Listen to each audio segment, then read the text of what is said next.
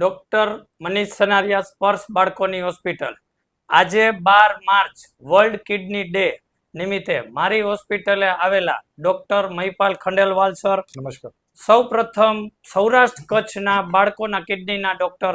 તેઓ 24/7 અત્યારે બીટી સવાણી હોસ્પિટલમાં કાર્યરત છે. તો આજે વર્લ્ડ કિડની ડે નિમિત્તે આપણે થોડોક એમના સાથે ડિસ્કસ કરીશું. સાહેબ નમસ્તે. નમસ્કાર. નમસ્કાર. સૌ પ્રથમ મારો ક્વેશ્ચન છે કે અત્યારે બાળકોમાં કિડનીમાં પેશાબમાં રસીના કેસ અત્યારે બહુ વધારે પ્રમાણમાં જોવા મળે છે. તો એનું થવાનું રીઝન શું અને એમને અટકાવવા માટે શું કરવું જોઈએ? પહેલા તો મને આપ સૌને બહુ બહુ ધન્યવાદ આ પોડિયમ ઉપર લાવવા માટે. ને આજ વર્લ્ડ કિડની ડે છે, જે દર વર્ષે માર્ચના બીજા ગુરુવારે ઉજવવામાં આવે છે.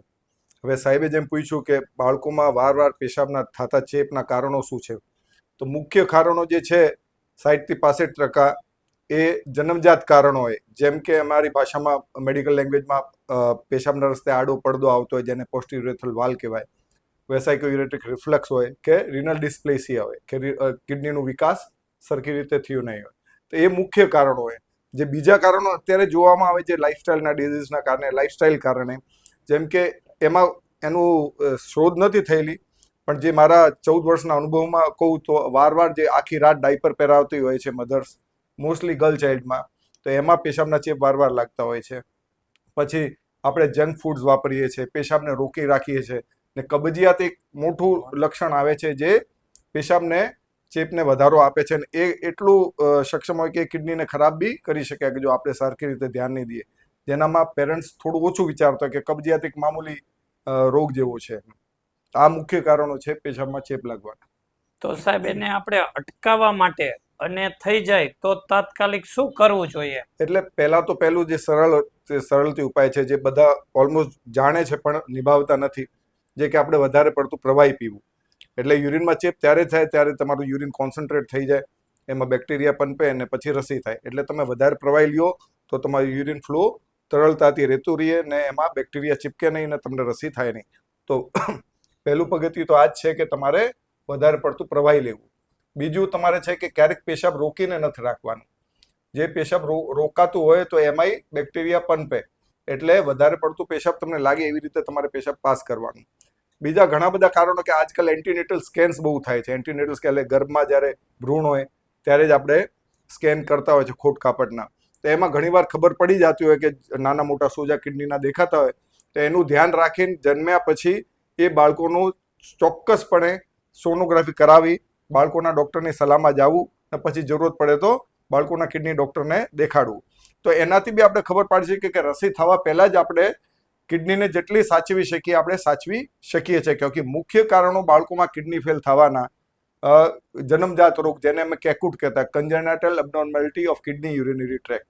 તો એવી રીતે આપણે કિડનીને સાચવી શકીએ ને પેશાબમાં થતા ચેપને સાચવી શકીએ. બરાબર સાહેબ. સાહેબે સરસ મજાની વાત કરી. ખાસ કરીને પાણી વધારે પીવું, પેશાબ વારે વારે જવું, પેશાબને રોકવો નહીં, અને જો કબજિયાત મેઇન એનું કારણ હોય તો કબજિયાતને કંટ્રોલ કરવો. જે ખાવા પીવામાં ટેવ સુધારવી, કઠોળ, શાકભાજી, ફાઈબર ડાયટ વધારવા, પાણી વધારે પીવું. પ્રોસેસ્ડ ફૂડ ઓછું કરવું, કેન્ડ પ્રોસેસ્ડ ફૂડ, શુગરી ડ્રિંક્સ, એ બધું ઓછા. મેદાની વસ્તુ જે આપણે અત્યારે બહુ ભારી માત્રામાં વપરાય છે, પડીકા, પેકેટ્સ, એ બધું અવોઇડ કરવાનું. બરાબર સાહેબ. આજે તમે એક ન્યૂઝપેપરમાં જે પોસ્ટ મૂકી છે એ બહુ સરસ, બધા ન્યૂઝપેપરના મારા ડિજિટલ મીડિયાના માધ્યમથી મૂકી છે. એમાં સાહેબ તમે કીધું છે કે cold drinks, junk food, process food અને પામ ઓઇલ કિડનીને બહુ ડેન્જર નુકસાન કરે છે. સાયલેન્ટ રાક્ષસ છે એક જાતનો. બરાબર, સરસ. એ તો આપણે એને અવોઇડ કરવું જોઈએ. યસ. હવે સાહેબ બીજો ક્વેશ્ચન કે આપણે સૌરાષ્ટ્ર રિજનમાં અને ખાસ કરીને અમારે મોરબીમાં નાના બાળકોમાં પણ બહુ કિડનીમાં પથરીના કેસ જોવા મળે છે. તો એનું રીઝન શું અને એને આપણે અટકાવવા માટે શું શું કરવું જોઈએ સાહેબ? હવે બાળકોમાં જે કિડનીમાં પથરી થવાના કારણો, મોટાના કારણો એ જુદા પ્રકારના હોય છે. કે મોટાના કારણો યુઝ્યુઅલી લાઇફસ્ટાઇલ ઓરિએન્ટેડ હોય છે. એ બાળકોમાં લાઇફસ્ટાઇલ હજુ તો અમે બાળકોમાં પથરી પહેલા એક દિવસનું બાળકો એમાંય અમે પથરી જોતા હોય છે. એટલે એને કેટલી લાઈફ જીવી લીધી છે, લાઇફસ્ટાઇલ કારણો હોઈ શકે. એટલે એના મૂળ કારણો કંઈ એક જન્મજાત હોય, કંઈ એક મેટાબોલિક ફેક્ટર, કેમિકલ રાસાયણિક ફેરફાર હોય શરીરમાં જે વારસાથી કંટ્રોલ થતું હોય તો એ કારણો હોવાના ચાન્સીસ વધારે હોય છે. પછી બીજી વાત જે છે કે અત્યારે જાગૃતતા બહુ વધી ગઈ છે માણસોમાં. જાગૃતતા, સોનોગ્રાફી એક એવું આપણે પાસે ટૂલ છે જેનાથી આપણે કોઈ લોહી લેવા વગર ખાલી એક પ્રોબ ફરાવવાથી આપણે ઘણીવાર પથરી દેખાઈ જાય ને પથરીનું કારણ ખબર. એટલે એવું નથી કે પથરી અત્યારે જ વધારો થયો છે. હા, વધારો થયો છે કે આપણે ખાણીપીણીની વસ્તુમાં ફેરફાર થયા છે, મીઠા સોલ્ટની માત્રા વધારે પડતી લઈએ છે, પ્રોસેસ ફૂડ વધારે, તો એ બી એક કારણ છે પથરી વધારવાનો.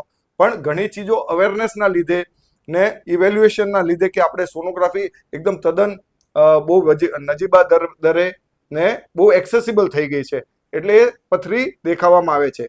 એના કારણો મૂળભૂત ઘણી વાર મેટાબોલિક કારણો હોય જે વારસાથી કંટ્રોલ થતા હોય છે, અને કંઈ કારણો હોય જે મોટા વયના છોકરાઓ હોય કે એડોલેસન્ટ ચાઇલ્ડ હોય એમાં લાઇફસ્ટાઇલ ફેક્ટર્સ કામ કરી શકે, પણ મોટા ભાગના મેટાબોલિક ફેક્ટર્સ વધારે એમાં કામ લાગતા હોય છે જે પથરી બનાવવામાં કારગર છે. બરાબર સાહેબ. હવે આપણે વાત કરીએ મીઠું અને ખાંડ, જે વ્હાઇટ કલર સફેદ અને આ ખરાબ ગણાય, તો એ સાહેબ કઈ રીતે કિડનીને નુકસાન કરે? જેમ આપણે junk food, fast food, process food, આ બધા જે પામ ઓઇલ, પછી આ મીઠું, ખાંડ, એ કઈ રીતે કિડનીને નુકસાન કરી શકે? સારું કર્યું આ ક્વેશ્ચન પૂછ્યું.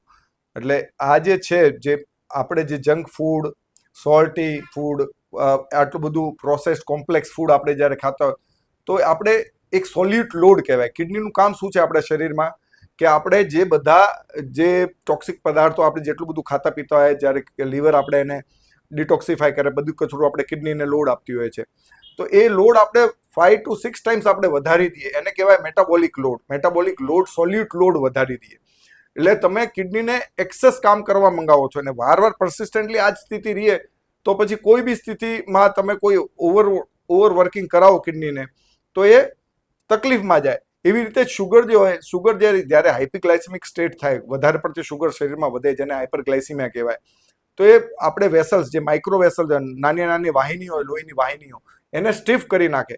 એટલે માઇક્રો વેસલ્સ જઈને સ્ટીફ કરીને આપણે કિડનીને ઈજા, લોંગ ટર્મમાં કિડનીને ઈજા પહોંચાડી શકે. હાઈ સોલ્ટ આપણે કિડની માટે વધારે સોલ્યુટ લોડ લાવે એટલે એ બી એની ઝીણી નસોને ફેરફાર કરી શકે અને બીપી લાવી શકે, અને બીપીના લીધે કિડનીની વાહિનીઓ ખરાબ થઈને કિડનીની ગળણી ખરાબ થાય ને એમાંથી પ્રોટીન નીકળવા માંડે ને ધીરે ધીરે કિડની ખરાબ થવાના રિસ્ક વધી જાય. એટલે આ બધું જે આપણે જંક ફૂડ એમ ડાયરેક્ટલી કોઈ બ્લેન્કેટ એમ નથી કે જંક ફૂડ, પણ જંક ફૂડમાં આ મેટાબોલિક લોડ, સોલ્યુટ લોડ બહુ વધી જાય કિડની માટે. બહુ સરસ માહિતી આપી. હવે હું તમને લાસ્ટ એક ક્વેશ્ચન ખાલી, કે આજે આ મીડિયાના માધ્યમથી વર્લ્ડ કિડની ડે નિમિત્તે તમે માતા પિતા, વડીલો, ટીચર્સ મિત્રો, અમારા પેશન્ટ્સ મિત્રો, બધાને તમે શું મેસેજ દેવા આપશો કે જે આ મીડિયાના માધ્યમથી આપણે સૌરાષ્ટ્ર, કચ્છ બધાના માણસોને શું કહેવા માંગશો તમે સર? હું તો એક જ ઈચ્છું છું કે આ કિડનીના રોગ કોઈ બી બાળકોને ના થાય, ઇનફેક્ટ મોટાને ના થાય, પણ એ કહેવામાં સરળ છે પણ એને ફોલો કરવા રૂલ સિમ્પલ છે, પણ એ જ આપણેથી ફોલો થતા નથી. હવે સિમ્પલ રૂલમાં છે જે પહેલામાં પહેલું કે ઉંમર પ્રમાણે, એમ અમે 7 થી 8 ગ્લાસ કહેતા હોય, પણ ઉંમર પ્રમાણે એને પૂરતું પ્રવાહી લેવું શરીરમાં.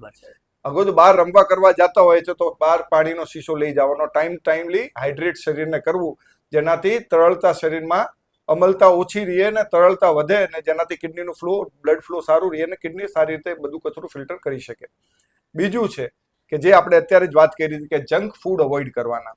જંક ફૂડ જેટલું થાય એટલું અવોઇડ કરવાનું, ને એના સામે તમારે ફ્રેશ ફ્રૂટ્સ, વેજીટેબલ્સ ને પાણીનું પ્રમાણ વધારી દેવાનું. એ ફ્રેશ ફ્રૂટ્સ, વેજીટેબલ્સ કેમ કે એ એન્ટીઓક્સિડન્ટ તમને શરીરને આપે, એ કિડનીને પ્રોટેક્શન આપે. ત્રીજી, આપણે એક્સરસાઇઝ કરવી. એ સ્કૂલમાં થતી હોય એ અલગ વાત છે, પણ સ્કૂલ કરતાં આપણે 1 થી 1.5 કલાક બાળકોને બહાર આઉટડોર ફિઝિકલ એક્ટિવિટી કરાવવાની. આજના પેરેન્ટ્સમાં આવું દેખાય છે કે બાળકને શાંત કરવા, કે સાહેબ બી જોતા હશે એની પ્રેક્ટિસમાં, કે બાળકને શાંત કરવા માટે મધર સીધું મોબાઈલ આપી દે ને એ મોબાઈલના એવા ટેવાઈ થઈ જાય કે એને બહારની જિંદગી સમજાતી જ નથી, બધી જિંદગી મોબાઈલમાં જ કન્વર્ટ થઈ જાય. એટલે બહાર રમવાનું એને સમજાતું જ નથી, સમય એમાં જ પસાર થઈ જાય એ બી ખબર નથી પડતી. એટલે મોબાઈલથી દૂર રાખો, આઉટડોર એક્ટિવિટીઝ વધારો, સનલાઇટ લ્યો, હાડકા મજબૂત થાય, કિડની સારી થાય અને બીજા રોગોય તમને ના થાય, કિડનીના, લીવરના, હાર્ટના, એનાથી આપણે બચી શકીએ. એટલે 1 થી 1.5 કલાકની એક્ટિવિટી કરવાની. ચોથી વાત કે આપણે ઓવર ધ કાઉન્ટર પિલ્સ, એનું મતલબ છે કે વગર સમજીએ, વગર ડોક્ટરની સલાહે ઝીણું મોટું માથું દુખવામાં આવ્યું તમે જઈને પેઇન કિલર્સ લઈ લીધા, એ ધીરે ધીરે કરીને કિડનીને ઝીણી ઈજા પહોંચાડતા લોંગ ટર્મમાં કિડનીને ખરાબ થવાના રિસ્ક વધી જાય.